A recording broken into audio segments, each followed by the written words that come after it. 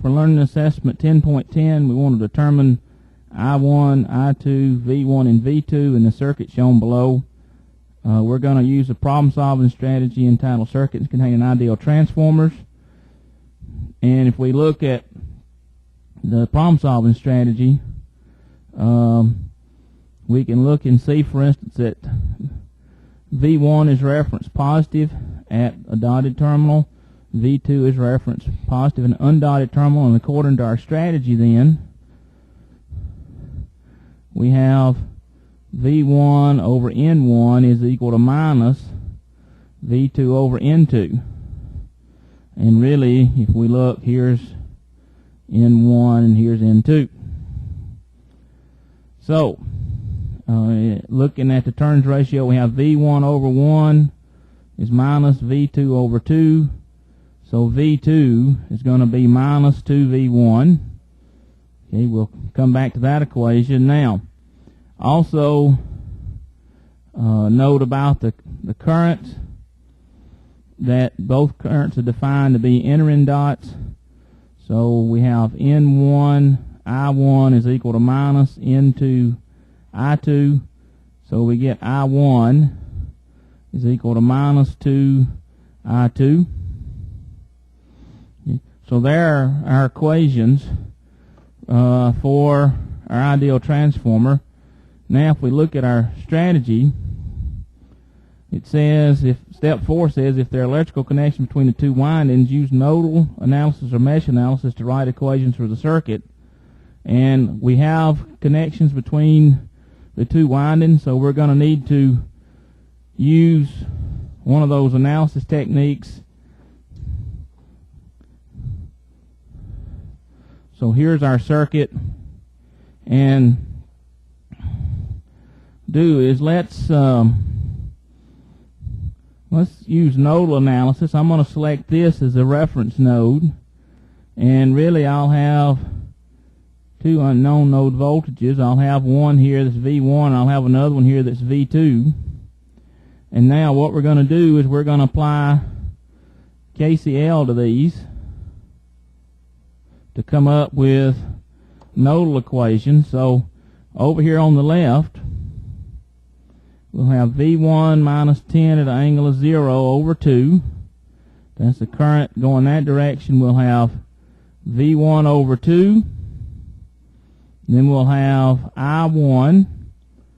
And then we'll have V1 minus V2 over 2 equal to 0. So the I1 is here, and this is the current V1 minus V2.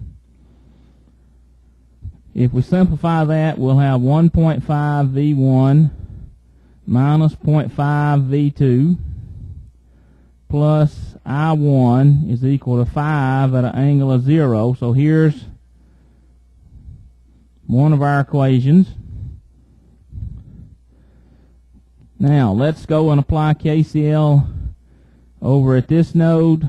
We'll have V2 over J2. That's this current. We'll have I2 entering, so we've been summing currents leaving, so we have minus I2. Then we'll have V2 minus V1 over 2 equal to 0. That's the current going out that direction.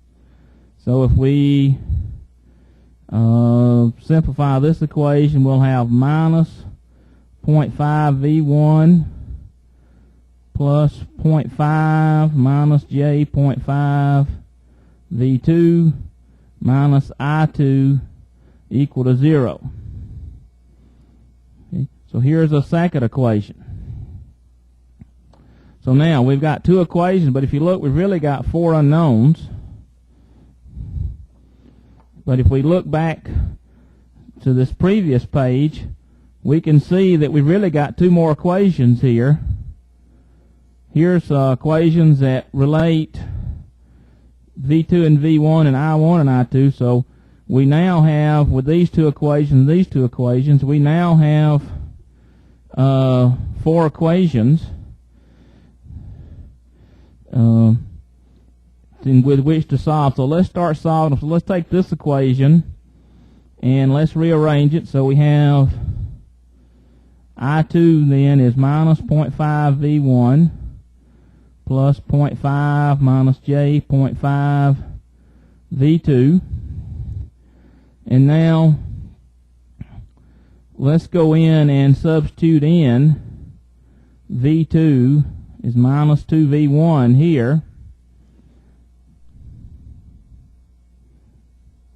So making that substitution,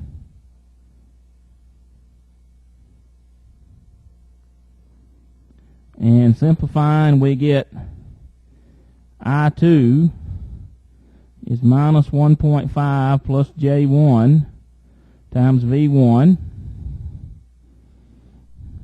And now if we remember that I1 is equal to the negative 2 I2, we get that I1 is 3 minus J2 times V1.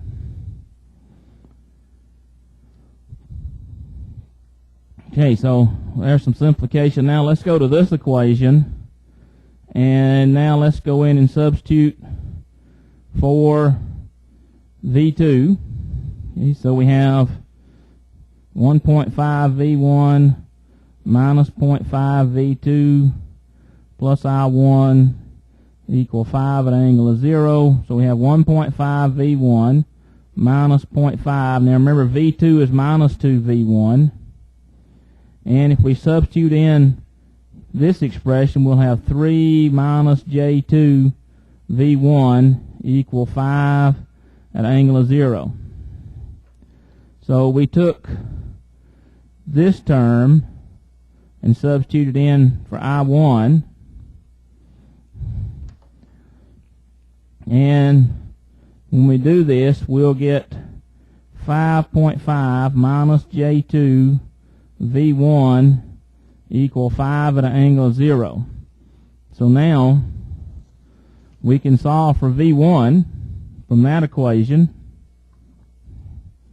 Okay. So V1 is 5 at an angle of 0 divided by 5.5 minus J2.